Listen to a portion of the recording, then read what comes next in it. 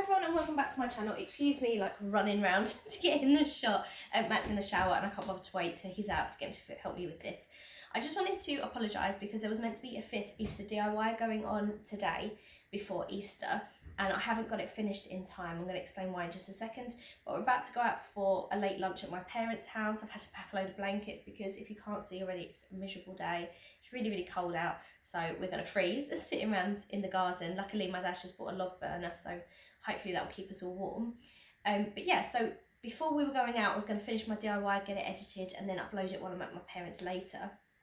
And I haven't been able to because since yesterday morning, I have now become the mummy to 8 snake eggs. And let me just run around and pause you so I can explain why this is so unexpected and kind of how this has come about. So for those of you that don't know, I have 2 snakes, 2 corn snakes. I used to have more, but I have 2 left. I gave some to a breeder friend of mine. I do actually have 2 geckos as well, but that's besides the point. This is Aurora, poking her head out now. She is a buttercorn snake. I've had her since around 2012, so I've had her about 9 years. As I said, she is a buttercorn, so she's a particular morph. The other one in here, she is Simba. She is just a Carolina corn snake, no particular morph, just their normal kind of coloration. And they're both females. I bought both as a female. I've since taken them both to separate breeders who have also confirmed that they're female. But yesterday morning, I was having a look and Simba, the normal corn snake, I'll show you her in a second. She's just been really, really restless the last few days. Just wouldn't settle in the viv. Sorry, I know I'm really reflecting in the glass. And she just would not settle. She shed and it stuck all around the water bowl. So I pulled that out, but she just was not herself. And when I picked her up, I thought, her belly doesn't feel right. And she was really lumpy. Turns out she was full of eggs. And I said it to Matt, I said, she feels like she's full of eggs, but this can't be possible. They're both females. So anyway, let me just show them to you. So there's Aurora poking her little head out. And there is Simba all tucked up with her as well because she's knackered. Because since yesterday, what time did she give the first egg? Well, actually, when I lifted this up at midday yesterday, there was already 1 egg. And it took her about 12 hours to then lay the other 7. So roughly 12 hours, bless her, she was giving birth for. And so she must be absolutely knackered. And yeah, let me just show you the eggs.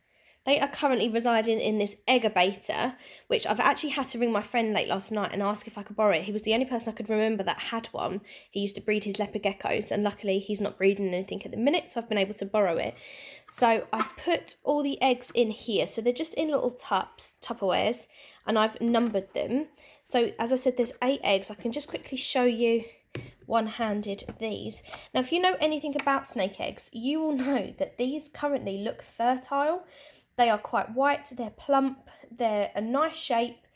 In the next few days, if they go yellow and they sort of start to smell, they're most likely to be infertile. But at the moment, these look very likely to be fertile eggs. As I said at the beginning of the video, these are 2 female corns. So I've been racking my brains on kind of what's gone on here. And obviously the first most obvious option is that Aurora, let me just walk you back, Aurora is in fact a male, but that would mean that 2 separate breeders on 2 separate occasions, years apart, both got that wrong. So that's option 1. And the second option is that Simba used to be in with a male when she was younger, because that was a mistake. A breeder had told me that was a female and that was a male, got another snake pregnant, so I had eggs. This was in 2013. Simba was never pregnant, may have mated with that male, and they do say that corn snakes can store sperm, but you're talking 8 years. That was in 2013 she was last with that snake. So 8 years is a very long time for her to have kept this sperm. The third option is that when these 2 first went together, that potentially, because they tried to mate, because obviously they've met a snake, they hadn't been together before, they did try to mate, and I did watch, there was no copulation, neither of them had a male part that entered into the equation. There was never a true copulation, so I wonder if it was a phantom pregnancy and these eggs will in fact turn out to be infertile. I'm not sure at this point. But Aurora here was bought with another snake. who was a motley. I called her Cardinia. Aurora is Latin for sunrise, and Cardinia is Aborigine for sunrise. So that's why they've got those two names. So Cardinia and Aurora lived together for many, many years, about 7 years, and Cardinia unfortunately died last year, which is why these two are now together. So if this was a male, I would have expected Cardinia at some point to have had eggs. So I can honestly say I'm completely flummoxed at the minute, but yesterday and today has been a bit of a whirlwind of trying to get vermiculite from the garden centre, trying to find out what's going on, keeping an eye on Simba to make sure that she was all right while she was giving birth. She looks really small at the minute. I thought she was just feeding really well, gaining some really good weight, but turns out she was just full of eggs. So she looks really small at the minute, and obviously she's really quiet. But I'm just concerned that if this is a male, obviously I'm going to need to separate them, otherwise this is going to happen again. So yeah, I'm not too sure what's going to happen with the eggs at this point. If you wonder why there's a dog bowl, my parents came round to the garden yesterday and I just left that for the dogs as they walked through. Yeah, I'm not sure. So I'll keep the egg-o-bator on for a little while. I'll keep an eye on the eggs. If you're interested, then I'll keep you updated. It takes around 8 weeks for a snakelet, as they're called as a baby, to hatch, to sort of pip and then hatch from the egg. So yeah, we'll have to see in the next week or so if they turn yellow.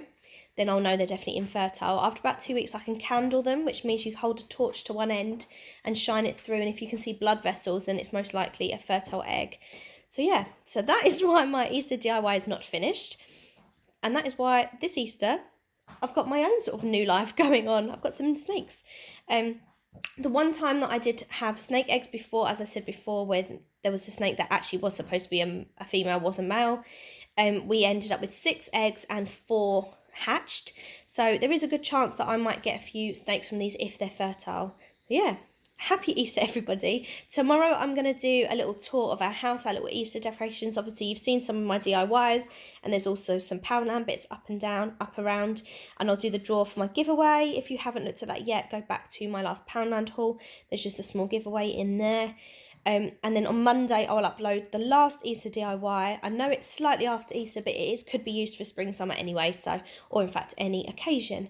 I'm going to head off now because we need to get to my mum and dad's. I'm bringing the potato salad, so we need to get going. And as I say, I've had to pack a load of blankets, and fingers crossed this log burner keeps us warm enough. Please, British weather, do not rain today. I know it's meant to snow on Monday, but please, just be dry today. Right.